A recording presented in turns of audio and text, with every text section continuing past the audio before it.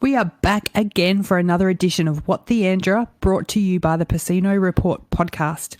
I come to you today from a freezing cold Adelaide in South Australia. We've got the sun shining, the birds are singing, and that icy cold chill in the air that lets us know that winter's just around the corner. I spoke this week to Nikki Kovacs. Nikki, I hope I pronounced that correctly. Nikki is a MotoGP journalist. She races. She has some genes there that makes her incredible at what she does, with family history of car racing. So she's got some great stories there to do with that. She's got stories from on the MotoGP track, off the track, behind the scenes. And there's some good stories in there, I tell you. I think one of the highlights for me for this week was, and I'm not being rude like I normally am, but we did have a quick discussion about one of the riders and the different coloured underwear that they wear on certain days to race. So what fascinates me here is it's to do with that superstition or that ritual that, you know, any athlete will go through before they do their thing. So I would love to learn a little bit more about that, and maybe I can get the guys, we can talk about that on one of our podcast episodes. So if there's anyone out there also that you would like me to have a chat to, or perhaps you've got some stories yourself that you would love to share with the world, please jump on social media and drop me a message and we will have a little chat and see what we can come up with. So for this week, guys, Nikki is an absolute pleasure, and I could listen to her for hours and hours and keep hearing her stories. As I said, there's so many stories. I wouldn't even be able to pick my favourite. So sit back, relax, open your mind, grab a drink, and please enjoy my chat with Nikki. Tell me how you got into motorbikes, and tell me about little Nikki and how she started off in this world. Well, my family says, and my mom, most of others, that my first word was motor in Hungarian, which is moto or motorbike in English.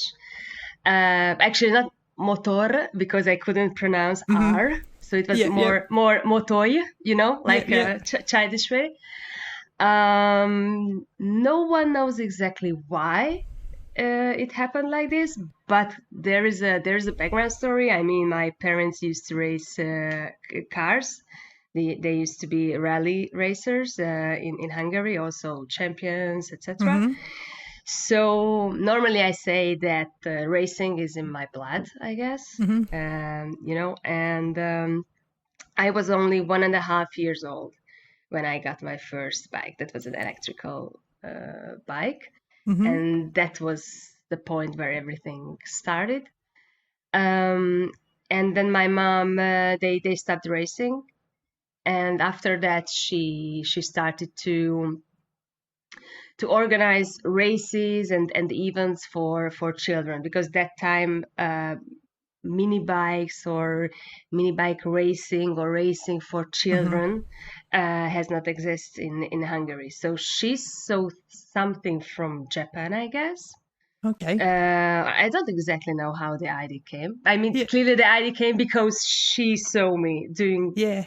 Did you have brothers? Have you got brothers and sisters as well? 2 sisters, 2 older ones, and one of them, I mean, the middle sister, she had some interesting, or maybe it was not her, but again my mom, on cars, and she tried once a go-kart thing, but she didn't like it that much, so more or less that was it for her.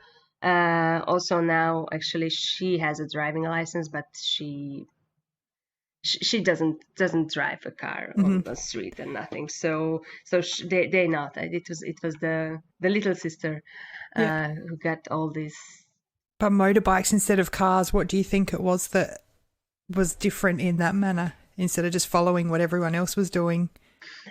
I don't know. You were that young. I was, exactly. I didn't know, I think, what was happening around me. It was kind of an instant thing, because again, clearly I just know it from the family stories, that when they bought this electrical bike, it was from Austria, I guess, also because in Hungary you couldn't buy anything like this. And they just put me on the bike, and I knew what to do, you know, how to do it, etc.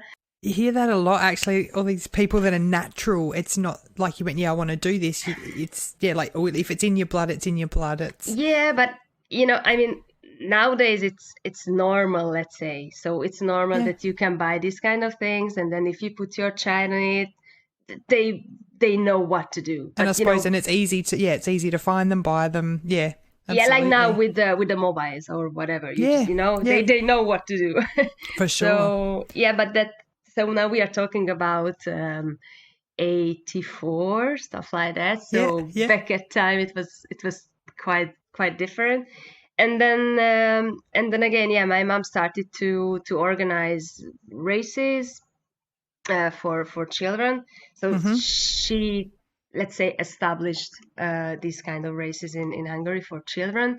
We were a couple of children with parents Yes. who wanted us to do this thing, because clearly at the Absolutely. age 4 or whatever, Yeah.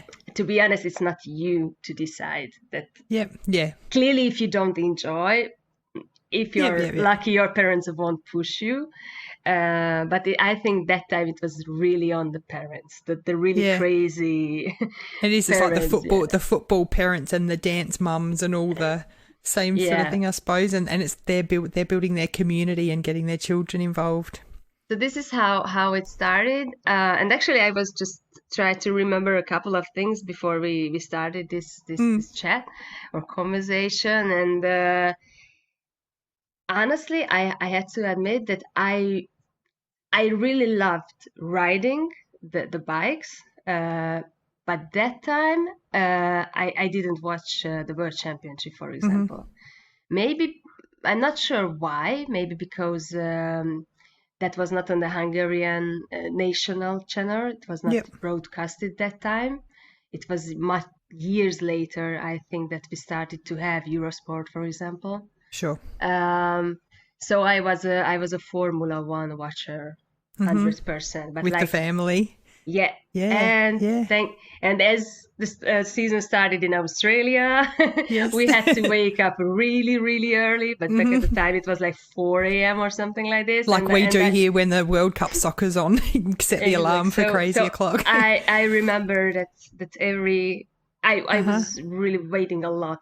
March, and then the season begins, and 4 a.m. I was up, and like so, and then MotoGP, now we call it MotoGP, but the World Championship races came into my life much later, like in the. So 90s. were you racing by then, as part of the, what your parents put together? Did you kept riding continuously? Sure, I started racing when I was 4 years old. We had slalom races, and also kind of road racing. So we had the small tracks, a couple of tracks in Hungary, and we used to race there. And then it became more serious, if I can use this word, when I switched to the 125 GP category.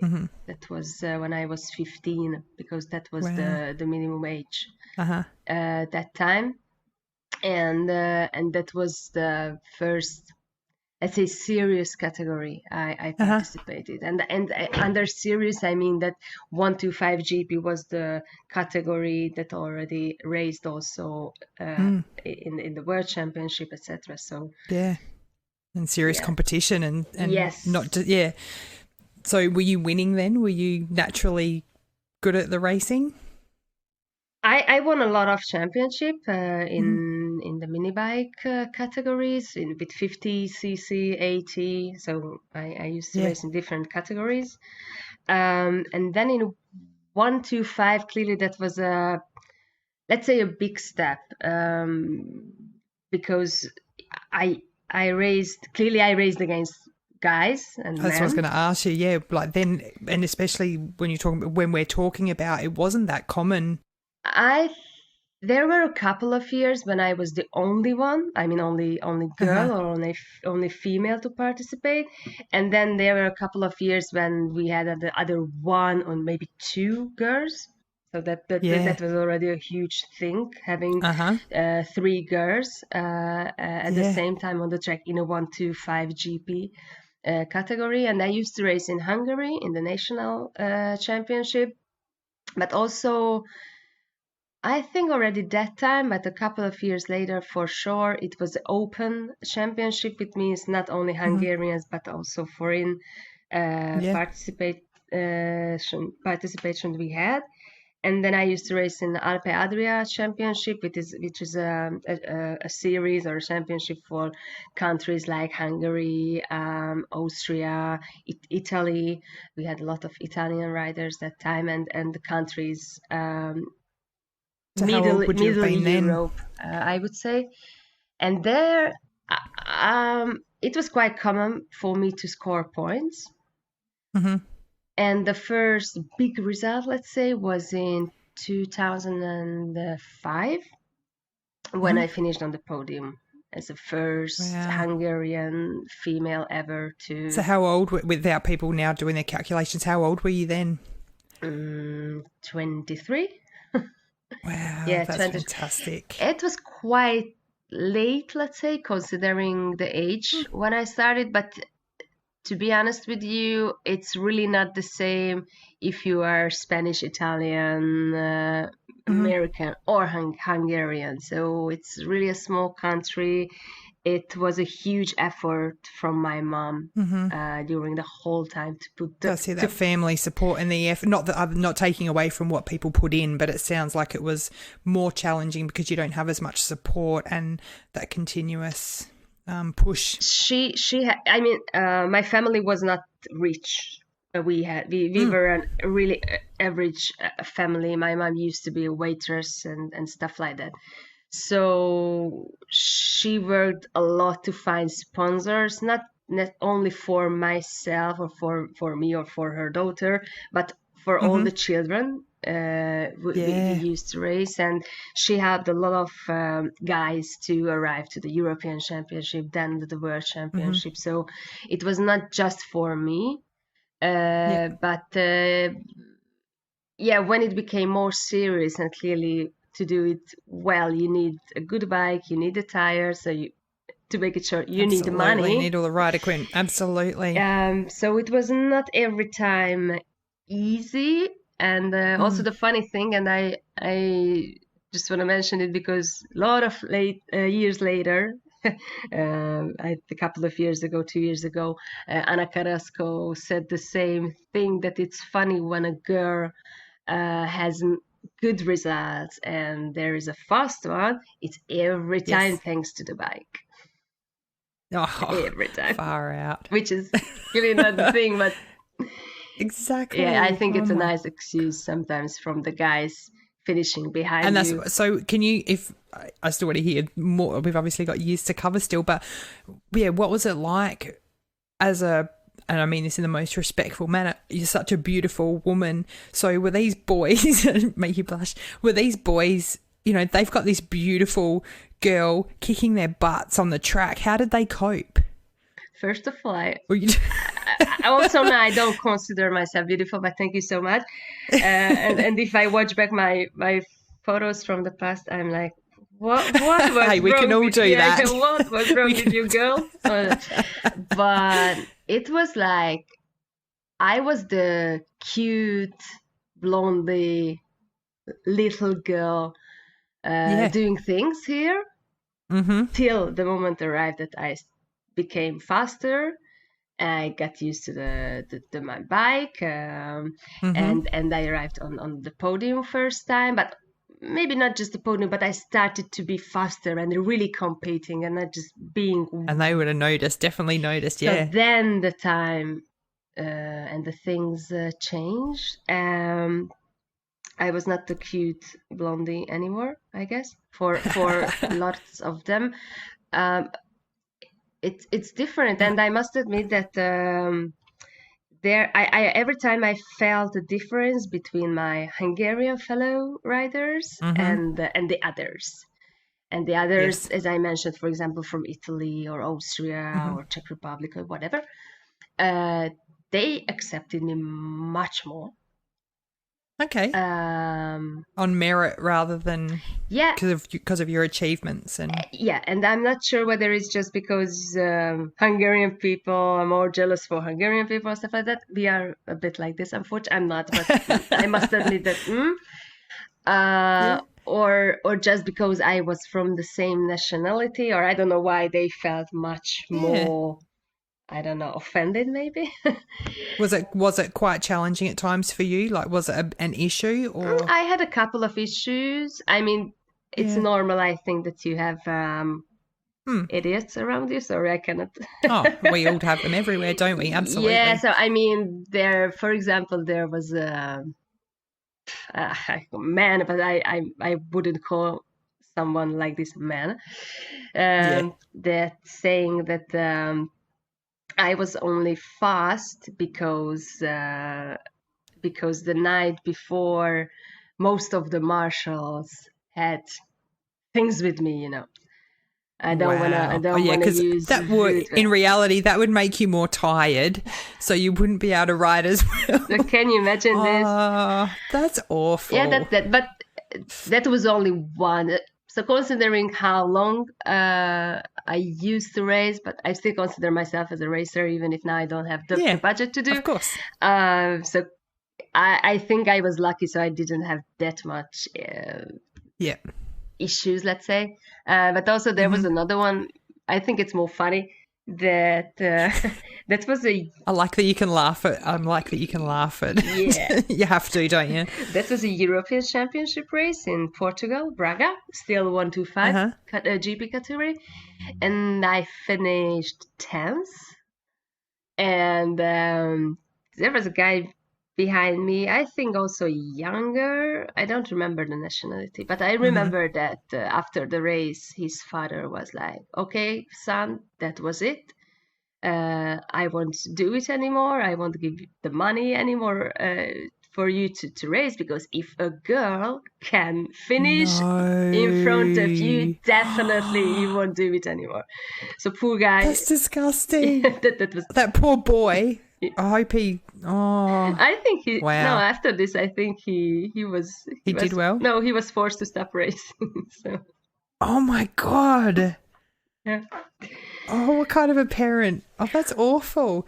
And I it's think, like from what I've spoken to people about motorbike, and obviously, you need to be strong, but from, as you know, I don't have a lot of knowledge on motorbike riding and that sort of thing, but you're either good or you're not. I don't understand the difference, why you would be better just because you're male or female or...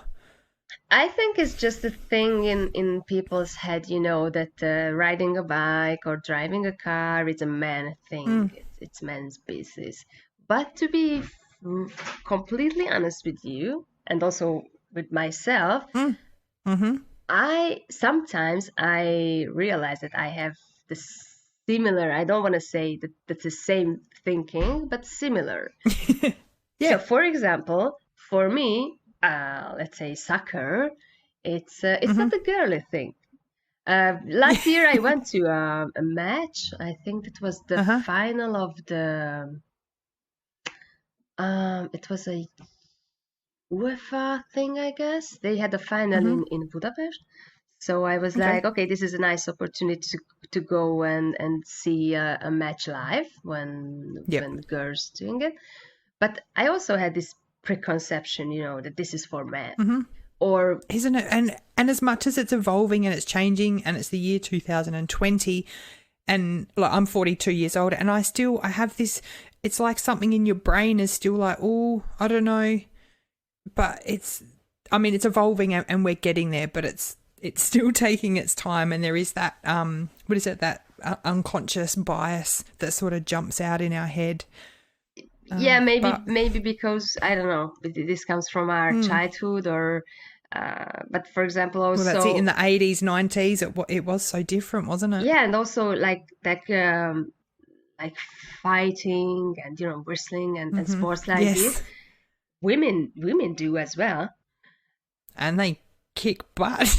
But if I want to be honest also with myself, I don't consider it as a sport for women. So Yeah. yes, for me, motorsport is Yeah. motorsport is something that also girls can do or women can do. Yeah. But so I can understand this way of thinking, let's say. But yes, time is it's changing. Luckily, also I Yes. think social media is it's something huge and something that Opens the whole world can up, doesn't it? help a lot. Also for girls, for women to do strange things, Absolutely. which are not strange No, but anymore. yeah, that's it. So you stopped racing, obviously. Was that by choice? Nope, not at all. It's just running out of money. Yeah. Was more or less. Must So be, I can't even imagine. after 125, where I had a couple of nice international results as well. The podium I mentioned in the Alpe Adria Championship, or I scored points a couple of times in the European Championship. And also I got a wildcard in 2007 in Istanbul, which didn't go well, unfortunately. And it's also an interesting thing or strange thing in my career or in my life in general, because I think it's not just only racing. That I don't know why, but I had some opportunities in my life, but not necessarily at the best time or when I was ready to have that, or something was missing every time. So or the bike or the money or something. But also when I had a chance, right after I had the door in my head.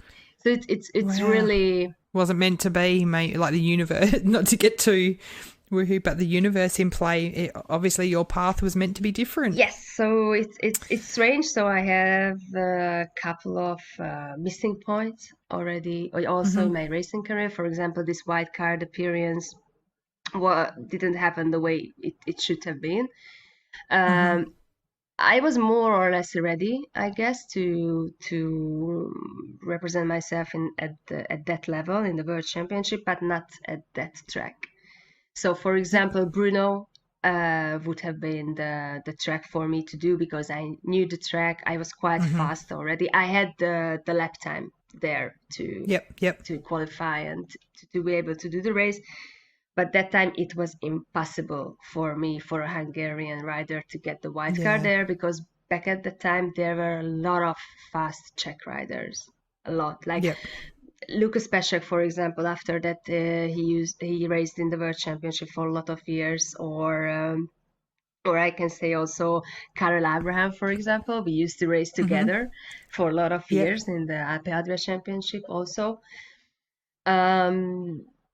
So yes, from one side I was lucky to get the wild card, but I was not lucky to get it for Istanbul, because clearly I didn't know the track.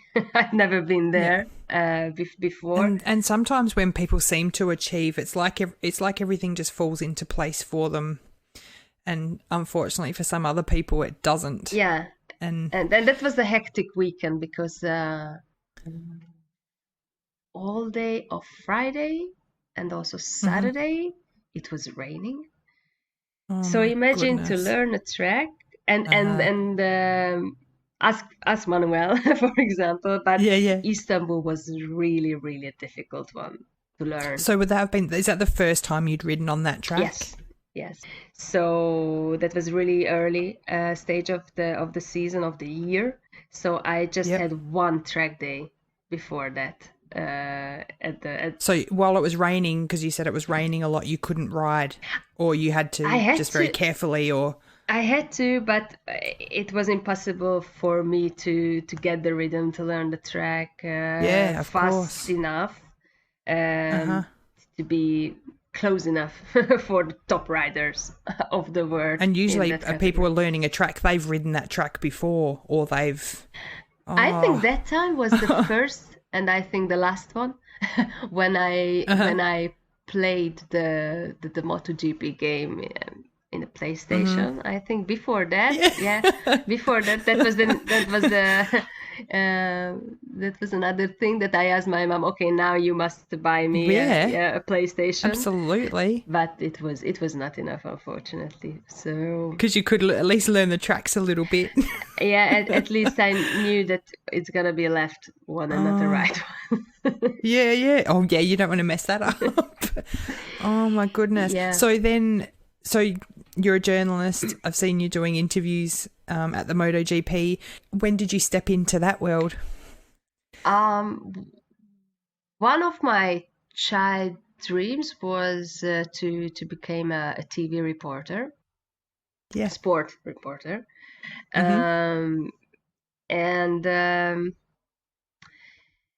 but clearly I was racing, so I would say that maybe I spent most of my time with racing, but I also went to college and later university because it was just important for myself as well, and I knew that one time my racing career would finish. So always got to have a backup. Exactly. Yes.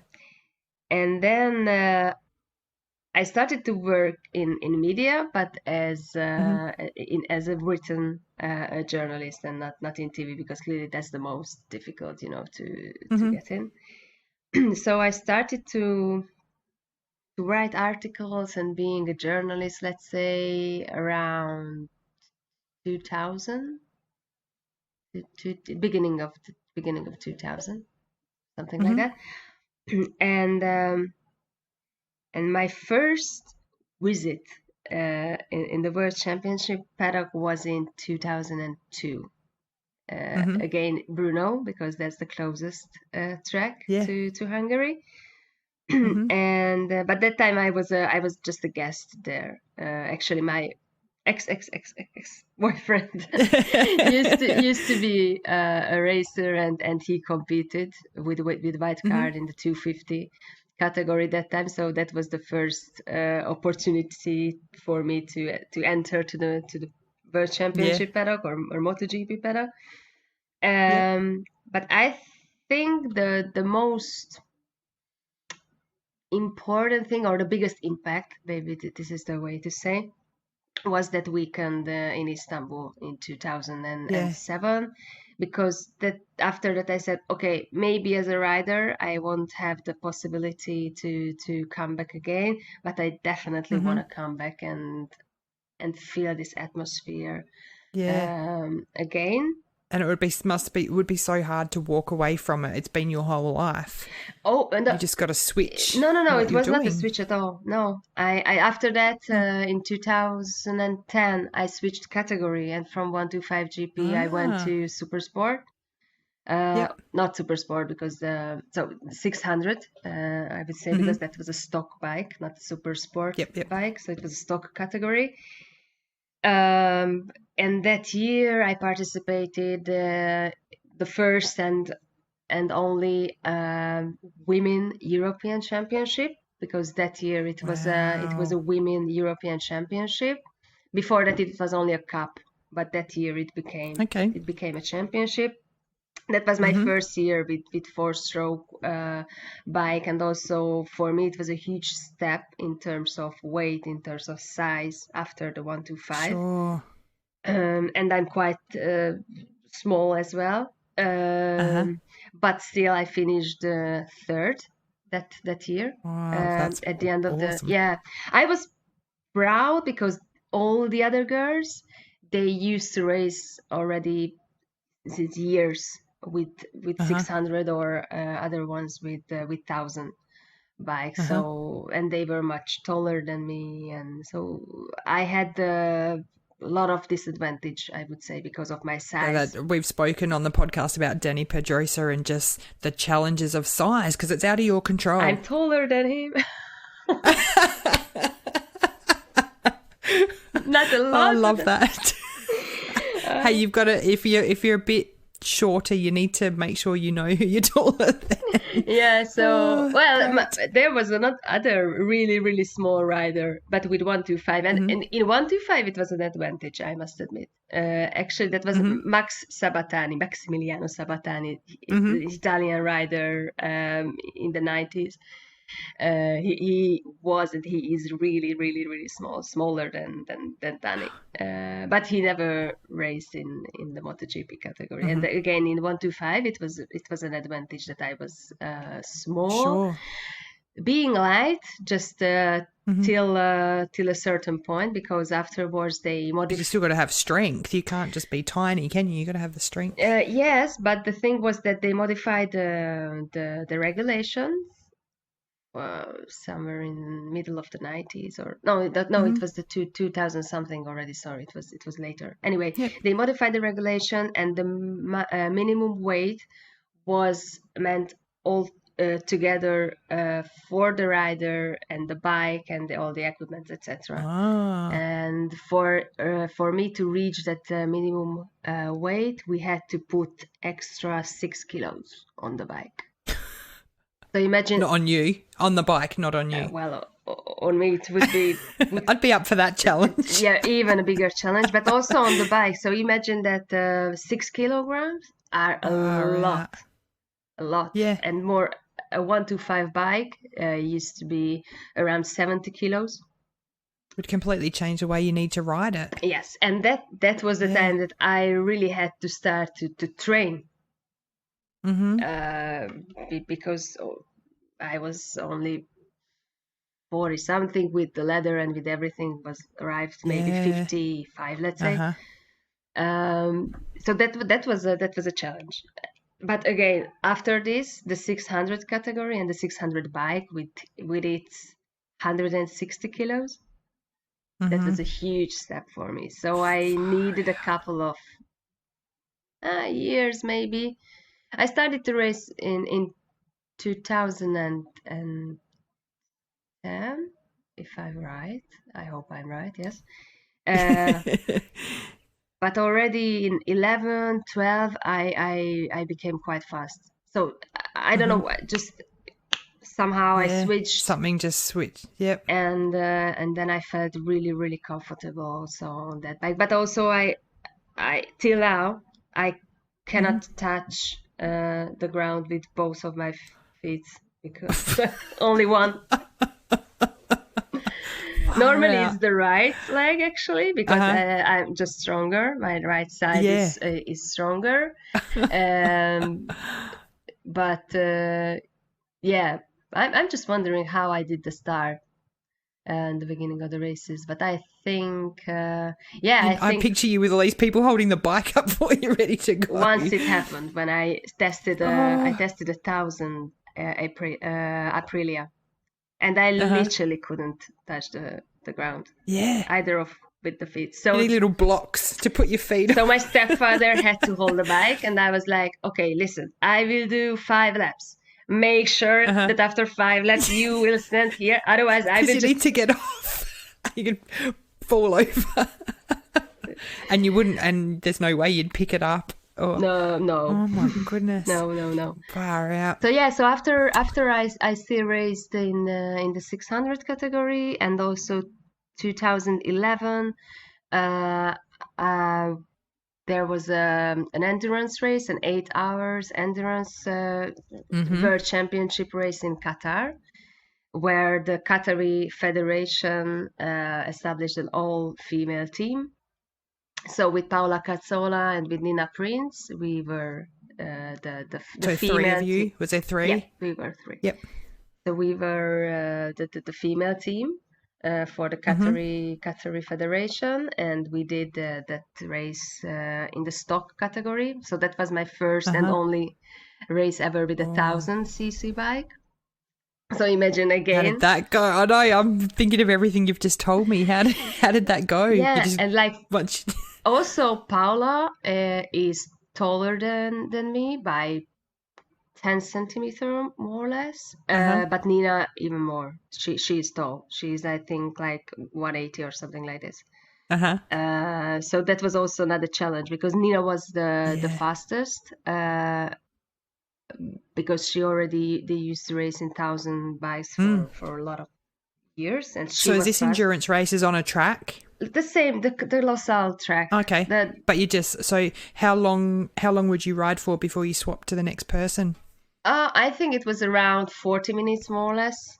So we changed after every 40 minutes, and 40 minutes is like a normal race distance in the MotoGP, for example. But it's the same circuit you can see in the MotoGP Championship.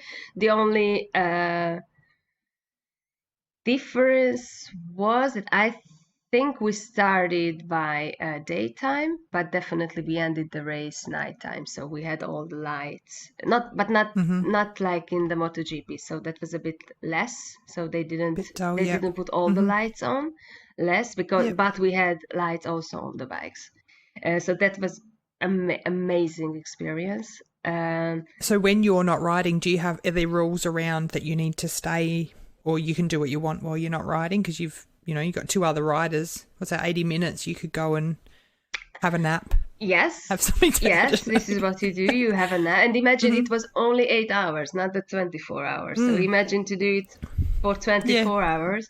Oh, my goodness. You can have some rest. We were really, really lucky again because we had also a physical therapist that we shared with the boys, because there was another team for the Qatari Federation for the boys. So, and maybe you eat something like a banana or something, to gain some energy, and then you go back. For sure. So, but 8 hours actually run really, really quickly. Yeah. Really quickly. Yeah, so be fun, like you say. Would you do that again? Oh, definitely.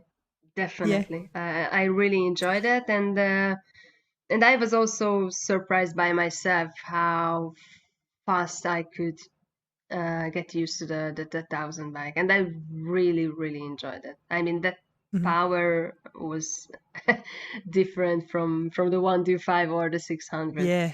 And I think, I experienced my fastest high speed, top speed, there during or the race or one of the practices. It was, I think, 311 per hour. What does that fit? Because I haven't. I've been on dirt bikes and that growing up out in the country, but can you just tell me what does that feel like, if you can explain it? I think in one word I would say freedom, but freedom under control, kind of. If you are lucky. It's difficult, but for me it's something maybe natural. I mean, as a feeling. So when after a long winter break, for example, I'm again able to sit on my bike and go to do a track day. That's better than anything. Such a psychological. I was having a chat with Bella in Italy, and we were talking about mindfulness, and while you're on the bike, you are so focused on what you're doing right there and then. Nothing else matters. Nothing else matters. Are you thinking about other things, or you're just focused on the track and what you're doing? It depends. Sometimes it happens that but this is not good, clearly. You're in auto mode riding, but your brain's doing little different things, but it's strange because it depends. If I'm in attack mode, time attack or race attack or whatever, clearly the only thing you can think about is what you are doing, but not exactly what you are doing. I mean, but it's the same like driving a car. If you go out on where you just do it. Yeah, you don't think that now I have to turn the way. No, you don't do it. So you just do it. But sometimes you think about now I have to brake a little bit later, or now I want to arrive there, or 5 centimeter more deep, or whatever. So sometimes you think about things like this, but sometimes not. And also it differs if you're riding alone or you are in a group, or so. So yeah, Was it 310? Would you say 310? 11. Yeah, Oh my that was goodness. my record.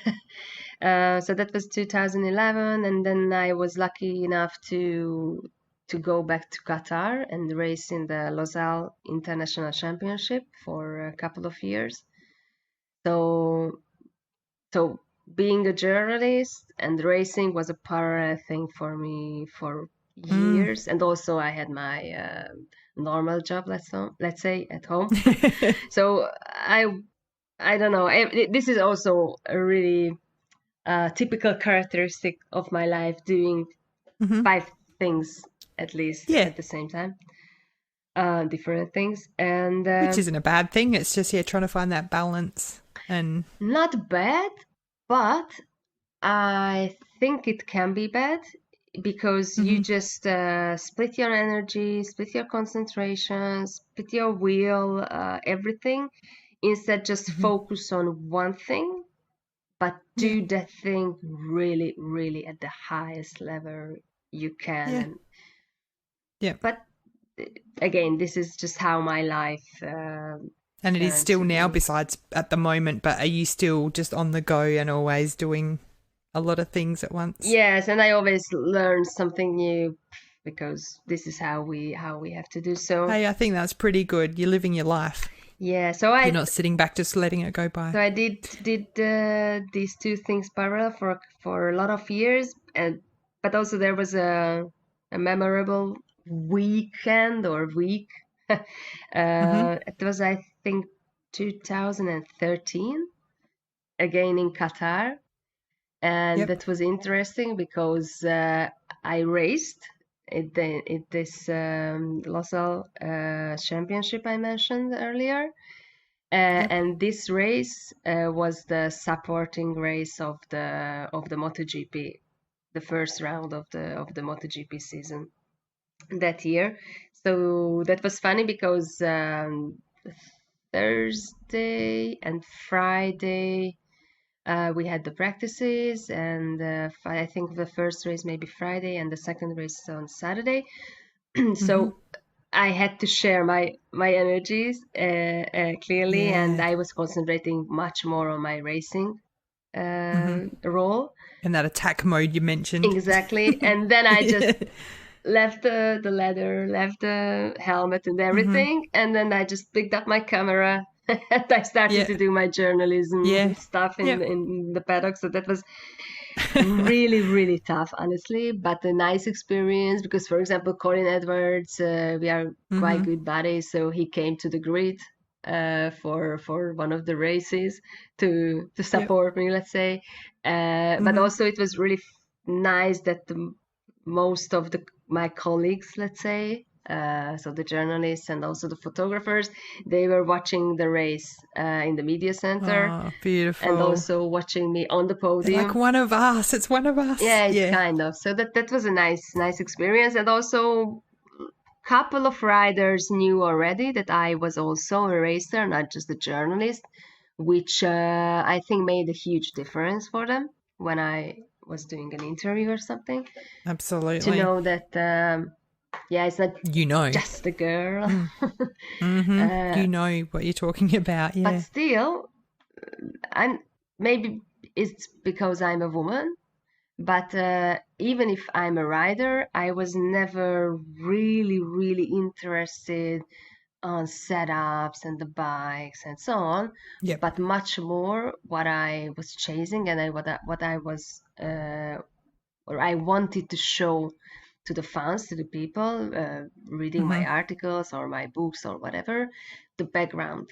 So like the mothers, the fathers, the girlfriends, the wives, and also the guys behind the helmet. The person, and that's like with these chats that I do. I want to know about you because everyone has a story. And I mean, even just before, I was intrigued what you were saying about your mum. Like, what an incredible human being. I've got 3 kids. I hope that I can be as supportive for them. For sure. Like, she just, sounds like such an incredible woman. And for people to, like the top riders, as much as they've worked hard and got there, there's a team behind them that are supporting them through starting with their family. But also how persons, or what kind of persons they are, what do they like. Or for example, I did a series of articles. I used to have a digital magazine. I don't do it anymore.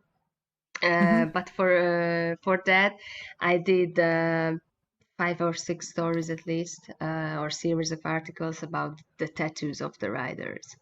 Yes. So I asked all of them, I photographed all the tattoos, and I asked them to tell me all the stories and really deep and really interesting things. Is this in English, or did you do this in a different language? Depends on the rider, but as I speak English and Italian, I use these languages. I also started to learn again Spanish, but I can understand quite well. But I think I'm not at the level to do interviews in Spanish, so I prefer or English or Italian. Sure.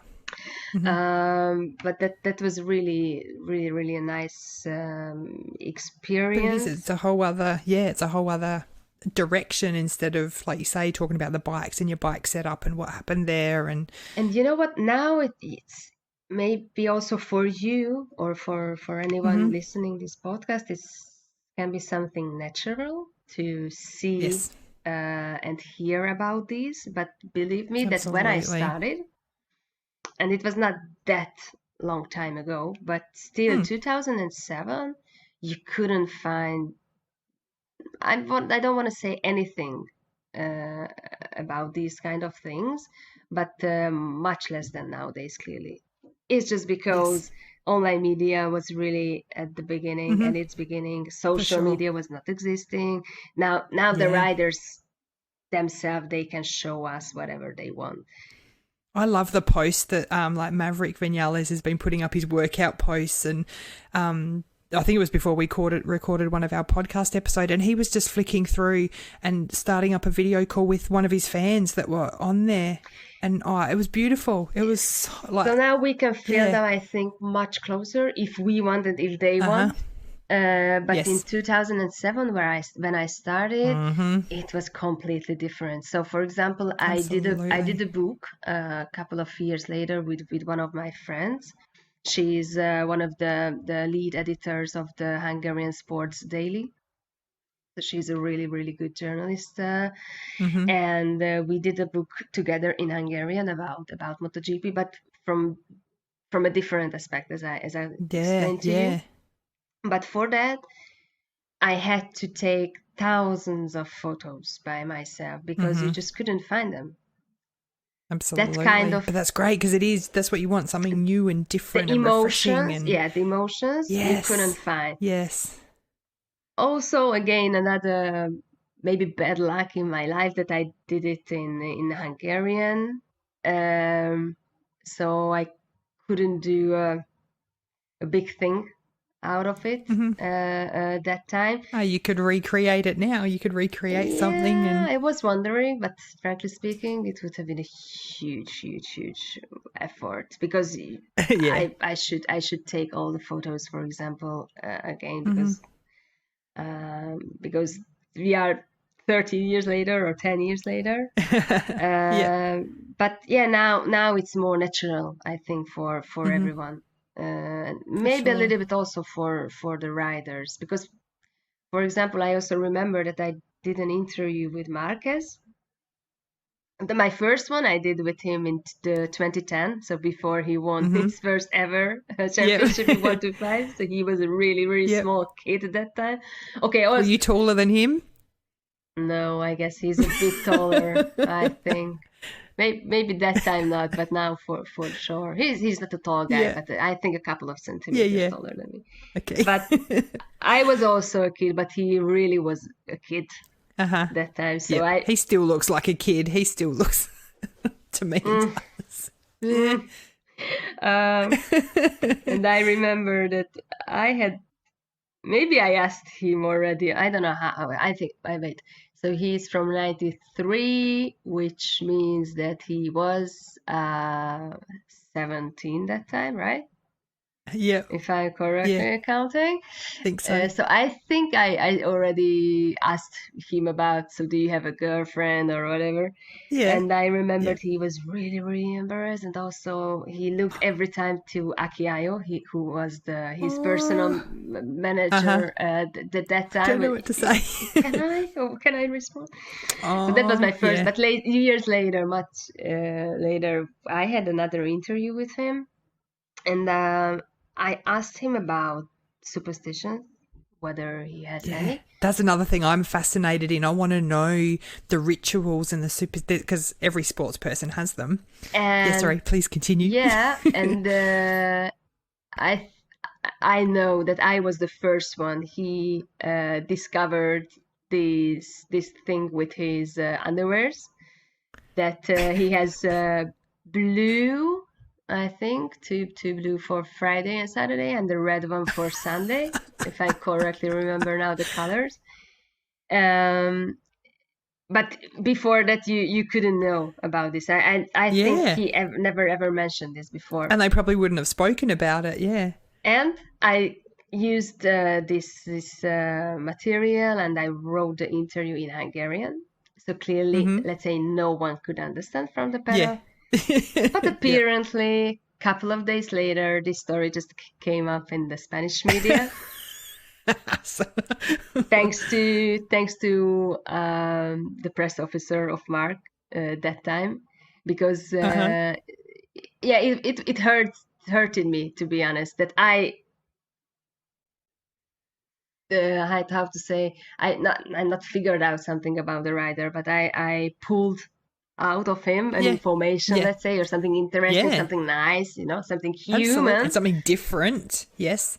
And then the information was passed to one of the Spanish journalists, and then How did it how did it land on everybody? Was it taken okay, or no, did people everyone has taken it, because it was a fresh story about Marquez that no one could knew. and his underwear? Yeah. Well done, Nikki. I think you should be proud of that. Yeah, that was something similar with the tattoos, because a couple of people clearly saw that article, or that series of articles. And some people have tattoos in places that other people don't generally see. You're blushing. I didn't see anything that kind of thing. Oh, you took photos of them, didn't you? That's right. No, but this was funny, because a couple of people came to me from the paddock saying, "Hey, you are a really tricky one. How to get not nude, because the riders, they were not nude. At least they had the underwear. But still, for sure. Yeah. But I think that's good. And also, sorry, then you can cut out because I speak a lot. But thanks to this ID, I have a really touching memory, let's say, about Luis Salom, because actually this story of the tattoos of the riders, I was concentrating 90% on the MotoGP riders of that year. But I knew that Salom had a lot of tattoos, and nice ones and big ones, etc. So I picked up a couple of riders from the lower categories, and it was not easy to convince Luis, and we had to have the permission of his mom to do it, because she was a bit afraid, what I want to do with his son, etc. And but I made her sure, or convinced, calmed her down, and that it was respectful, and it's gonna be a respectful thing. And I took the photos, and I did the article, etc. And I think just 2 years ago, or last year or 2 years ago, she contacted me on Facebook that, hey, you are the one, no, who did this article and the photos of the tattoos, and is it possible that could you please send me the pictures, because I have no pictures of Luis tattoos. So I was like, okay, if for nothing else, but for this, it was really worth it to made it worth it to do it. Absolutely. Yeah. So that's nice that she could reach out, and so you never know the impact you're having, do you, or what impact that could have in the future for people. Yeah, so I'm happy that I have it still, and I'm happy that I could send the pictures to pass her. it on. Absolutely. Oh, that's not, I was gonna say it's not nice, but it's nice that you could do that for her. Yeah. So Yeah. Oh. yeah, but that time when you do an interview, when you do a picture or whatever, clearly you don't think that maybe this is the last one you can do. Absolutely, which I think is what makes it more important to do that, because capturing that, because you never know. And like you say, some people might go, I don't have photos of and you know what? that, or I lost, I can say that most of my work actually, because in 2014 I got robbed in Barcelona before the MotoGP race. Let's say every time before the race we have the pre-event, or we have a pre-event somewhere in the city maybe, or whatever. Sure. And I arrived there directly from the airport. So I had everything in the car, had everything in the trunk. Oh my goodness. Yeah, and that time I didn't know that it's a really usual thing happening in Barcelona. But that's it, yeah, you wouldn't expect. So, and unfortunately I had my external drive with me as well, as the backup of my work. Yeah. So honestly, it still hurts me like hell, because pictures about, for example, Marco Simoncelli, you cannot take anymore. But not just to be said, but I cannot take picture anymore of Casey Stoner as a rider, for example. So yeah. And I had a couple of really, really nice one, like, because as I said, I'm still looking for the emotions every time. I love that. do a couple of action shots, but really just to have it. But you're more about for the emotions, and because they're all, like we've said, I think a few of the things we've touched on is we are all people, we're all human, we all have that. We see, people see, this amazing athlete, and they do look at them differently, and some people probably forget that they are a normal human being and we all came from the same place. Sure. That's beautiful to capture that, and a lot of people are going to be thankful for it. Love it. I'm gonna go check all these out. Can I look up these tattoo pictures? But is it not in English what you wrote? No, it's in English. Maybe it's still online. I think I will have a look, and I will send you the. Yeah, if you have a look, we'll share it. We'll share the link. Yeah, I will send you the link. But if not, I will out. send you the PDF, or maybe I put on whatever. Again, Twitter, but I don't know. I'm very excited. Yeah. So, tell me about your YouTube channel. I did have a look at some of that. Yeah, I try to renew myself, maybe, if I can phrase like this, time by time, and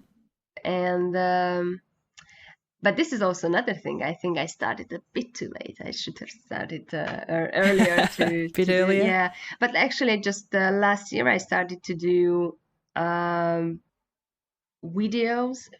First, only just in Hungarian for the Hungarian MotoGP fans. Like I have live sessions, let's say, after the races, and they can ask things, and I'm just telling what I experienced during a race weekend. I'm not there at the field every time. I do like 50% of the season, because I'm a freelancer, so I have to cover myself the travel costs. Absolutely. So normally I do 10 races per year at the field, and I was like, being the only Hungarian accredited media. Well, not the only. Now I'm not the only one, because I have my colleague with me since a couple of. But the most renowned, and the most experienced. But for a couple. You could go, No.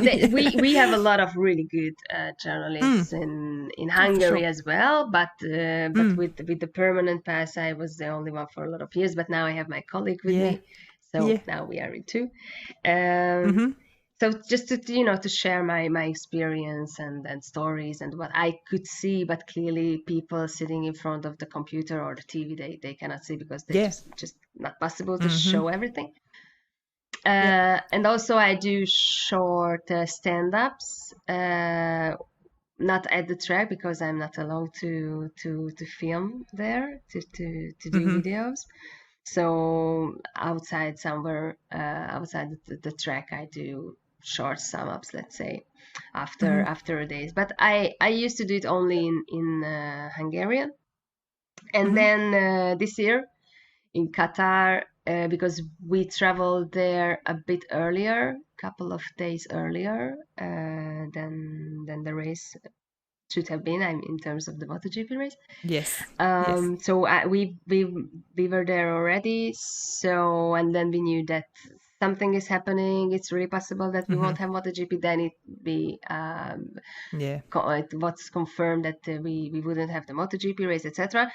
So I was like, we were maximum 2 or 3 journalists there already, because there were a couple of, not a, 1 or 2 journalists there already because of the test, the Moto2 and the Moto3 test. I didn't travel earlier because of that. We just wanted to have a kind of short vacation before the season starts.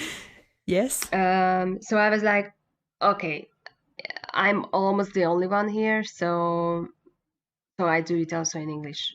I don't care if my English is not perfect. Excellent. Yes, this is not my mother language, so maybe I will do mistakes.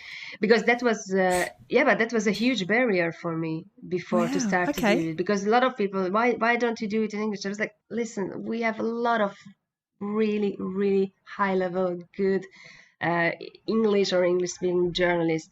I really don't feel that the market needs another one. We do not. But you're, like you're saying though, but you're different. You don't have that same.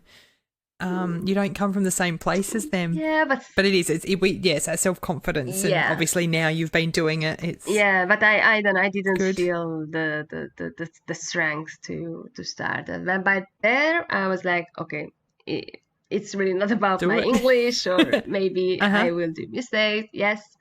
But it's really about the situation. So then I started to do in English a couple of stand-ups there, and when it was clear that the season start is delayed, who knows how long, I was like, okay, I want to do something. So I started to do interviews via Skype with different people. The first was actually, I think the first was Michele Zaza, the chief doctor or the director of Clinica Mobile. And that time, so it was middle of March, I think only 1 or 2 Italian journalists started to do already the same. So I was, but in English, no one that time. Yeah. So this is what I'm doing since we are living in lockdown. It's great. Which is fantastic, because instead of talking about, and I think it's been a great opportunity to get what you're talking about, the emotions and the different things, it's a great opportunity to everyone to look at that instead of, okay, we've just had this race, what happened? And clearly the first interviews were more about the coronavirus situation, etc., because this is something you cannot avoid. We're all living it.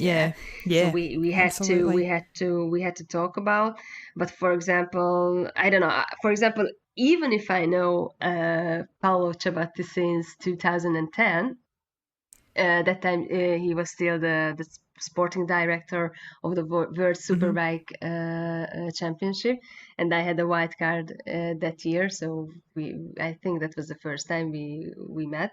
But for example, I just realized now during this interview I did with him a couple of weeks ago that his son is a doctor as well. Okay. Yeah, so he is also on the field with this pandemic in Italy. So actually, Paolo was really worried that time because of his son. But for example, I didn't know, of course, that his son was a doctor. So. Wow. No, and everyone go check, because I had a look at a few of the interviews. I'm going to definitely go and watch a few more. I love what you're doing on there. It's fantastic. I have a couple of interviews from last year, to be honest, which I couldn't publish yet. But thanks to the lockdown, and as I said, every time I learn something new, I started to learn how to edit videos. Yes. So well done. now I can do a couple of things already. Okay. To be honest, I'm proud. Getting good. I'm proud of myself. Yeah, you should be, absolutely. From zero. It's all about learning new skills. Yeah. Yeah, from zero. For example, the interview with Hervé Ponchera was a really, really nice adventure because we could speak only by phone, which means I had to cover 40 minutes with pictures and stuff like that. And before the lockdown, I had no idea how to do. I had no software. Yes, of course. So now see, you're learning new things every day. Yeah, so that's why I decided that I try to edit that interviews I did last year, for example, with Mick Doohan. So hopefully in a couple of weeks' time, I will be able to put them publish out. Or keep an eye out for them. Love it. So before we finish up, I don't know, I think you have listened to a few of our podcast episodes with the whole team. We, over the last couple of weeks, have started a new segment called the Manuel Incident, and it's much fun because we basically spring a name on Manuel, get to watch his reaction, and then he will tell us a memory about that person. So I'm hoping that you can share a memory that you have about Manuel that we're allowed to put out to the... I'm sure he's got lots of cheeky things. Because I think we can say that you mentioned this earlier for me, like yesterday before we did this interview, and I was thinking about, and I tried to pick up the exact moment when we knew each other, but I cannot remember. What I can remember, that I think that my first memory, let's say, of him, or how I don't know what to say, how I like remembering and reflecting on is that it was a bit strange to have a Spanish journalist with perfect English, or really, really nice. I know, he does better than us at times. And I was like, because, even if you don't look, you can understand if a journalist asks a question from the accent, whether it's Italian, it's French, it's Spanish, or whatever. And I remember that how he got maybe my attention first was his English, and then when I found his website with the articles, and I started to read a couple of them, I was like, okay, this guy has a similar way of thinking, maybe that I have. So he really goes into deep, and then the background, and not just on the top about the things. And then actually, I would be interesting to hear how he remembers. Well, maybe I might spring your name on him on our next episode. What is his first memory? I will. And I'm not 100% sure, but I'm almost sure that before I had my first ever one-to-one interview with Dani Pedrosa, that was at Sachsenring, 2013. I remember for sure that I went around the media center to a couple of journalists who are admired already, to ask advices, because I was so scared, because before that I already have done a lot of one-to-ones before that with Nikki Hayden, with Lorenzo, with Marquez, with I don't know whoever. But I was so scared, and Why were you more nervous about Danny? Because he... Do you have a bit of a crush on him? No. Because you're taller than him? No. No, because he was... I told him actually during the interview, or maybe at the end of the interview, that, hey, I was really, really scared. And he was like, why? And I was like, because normally you don't look nice. And... No, but really, and he... Like not friendly and open? No, not at all. Is he quite... Moreover, with the media. Have to work for his... I mean, I'm pretty sure that none of the riders like the media and the media scrums, and I don't know, 10 interviews per week, and which I can understand actually. Yeah. But at least most of them, they try to cover this, Sure. Yeah. Then well, that's part of what they have to do, don't they? They need to. But Pedrosa was not one of them. He's like, nope.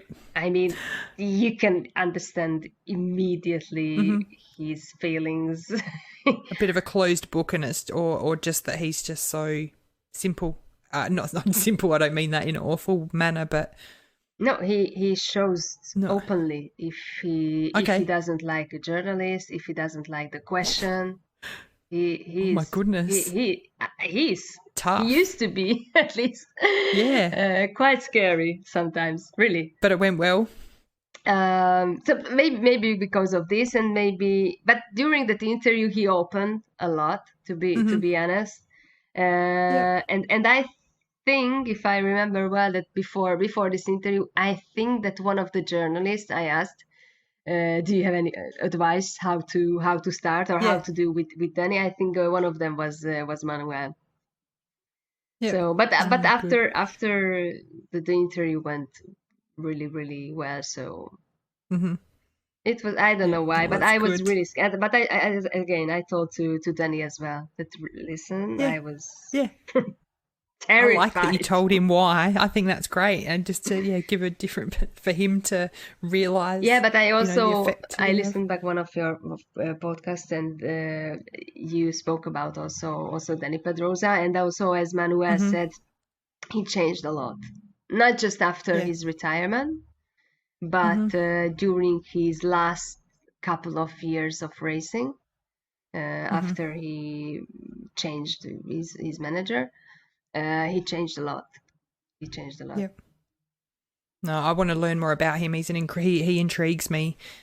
Just he was always up there, but not winning a championship. I find that intriguing. At least in MotoGP, not but. Well, yeah.